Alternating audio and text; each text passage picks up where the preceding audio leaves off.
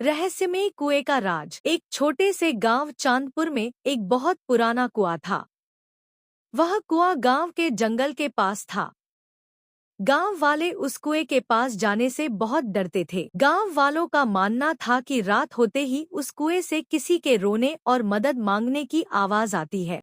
लोग कहते थे कि जो भी उस एक दिन गांव के दो लड़के खेत में काम करते हुए बात कर रहे थे। एक लड़का बोला, अरे कल मैं जंगल की तरफ गया था। उस पुराने कुएं के पास से फिर वही डरावनी आवाज आ रही थी।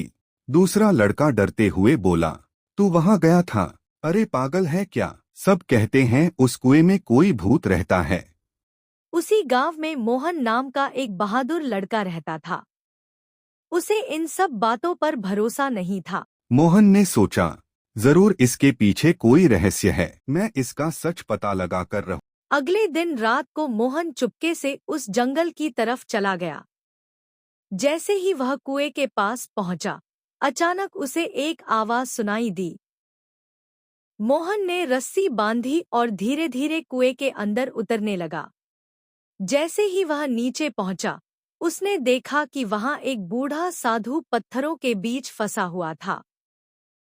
साधु ने कहा, बेटा, मैं कोई भूत नहीं हूं। कई साल पहले मैं यहाँ ध्यान करने आया था। तभी अचानक कुएं का रास्ता बंद हो गया और मैं यहाँ फंस गया। मोहन ने तुरंत पत्थर हटाए और साधु को बाहर निकलने में मदद की। जैसे ही साधु बाहर आया, उसने मुस्कुराते हुए कहा, तुम बहुत बहादुर और दयालु हो।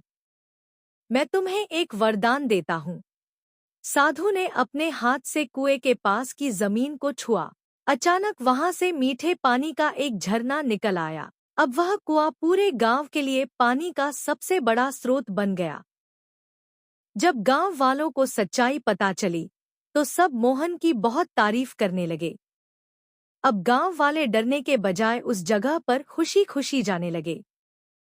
और उस दिन से गांव में एक कहावत मशहूर हो गई, डर के पीछे अक्सर सच्चाई छिपी होती है और उसे खोजने के लिए हिम्मत चाहिए।